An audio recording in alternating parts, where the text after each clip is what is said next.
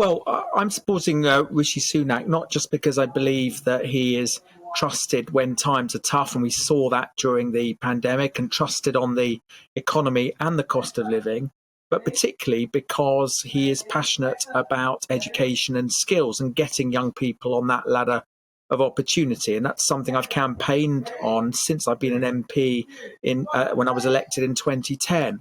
And what the most exciting part of his proposals, not just for more free schools, but also to have a British baccalaureate as an alternative to A-levels. And what that would mean would, rather than students narrow at the age of 16, they do at the moment, they'd be able to do a wide variety of technical, vocational, and particularly carry on with maths and English. And I think that is really forward-looking. It's really radical. He's also supported vocational education and says that he wants to create an elite group of vocational colleges, something that would be very welcome, because often we've forgotten about the importance of vocational education in our country, and making sure as well that those people who go to university, that primary purpose of university isn't just about education, but it's getting people good skilled jobs at the end, to make sure that those courses that students are doing get them good jobs. If we're saying to pupils they need to do maths and English until they're 18,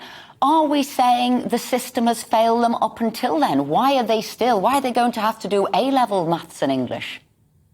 It won't necessarily be A-level maths and English. I mean, look, when I was a student, I was able to do history, English and politics. I was able to narrow at the age of 16, even though I was not that great at mathematics. Now, that shouldn't have happened. I should have been able to do some kind of maths course all the way through. There would have been different levels depending on my standards, and I think that should apply to everybody. We need the world that we're going to move into, the world of artificial intelligence, robotics, automation. It's going to have a profound effect on employment, and maths and English are absolutely key skills.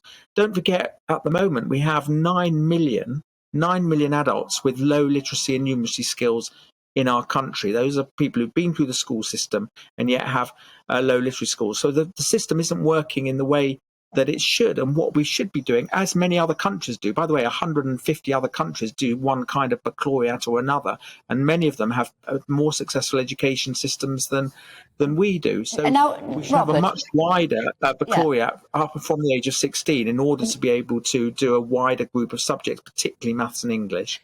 Robert, I know you know this subject inside out, and I've worked as well with a whole range of young people, and they might sooner do technical skills. So yes, you're talking about robotics, IT, data analysis, computer, but there's lots of people who might also say, I want to be, a brickie, a plasterer, a plumber, a carpenter, because they have got, another range of skills that society needs. And sometimes when we force upon them that they have to do maths and English to a much later grade, they don't want to do it, and it actually makes them fall out of the system altogether. Shouldn't we say it's about choice? And that's where I'm interested in the technical route that people can do, that vocational route people can do. So how is he pushing that one further along? Well, first of all, on the maths and English point, we need maths and English in our everyday lives, whatever job we do, whether people are builders, whether they work in supermarkets, whether they are engineers. We need some kind of basic mathematics, numeracy skills and literacy skills. And to have a country where you have 9 million adults who are have numeracy or literacy problems is just not good enough, and it creates enormous problems in terms of their employment. So, and also, he's not saying everyone should have to do it. He's suggesting it as an alternative to A-levels. I've been to schools, to visit schools where they do the baccalaureate. I've been to a grammar school where they do the wider baccalaureate, and it benefits the students enormously. And they go and they leave and they do get some very good jobs at the end of it. And in terms of vocational education, he's supporting apprenticeships. When he was Chancellor, he invested many millions of pounds in the Kickstart scheme and the apprenticeship scheme to get more young people employed and more young people doing apprenticeships. And that worked incredibly successfully. If we have an elite group of technical colleges, so that colleges are no longer, in the past, FE was seen as the poor relation to academic universities, and I've always felt that that was wrong. And what he's saying is we should create a elite group of further education technical colleges to make sure that technical and vocational education is given the prestige that it deserves.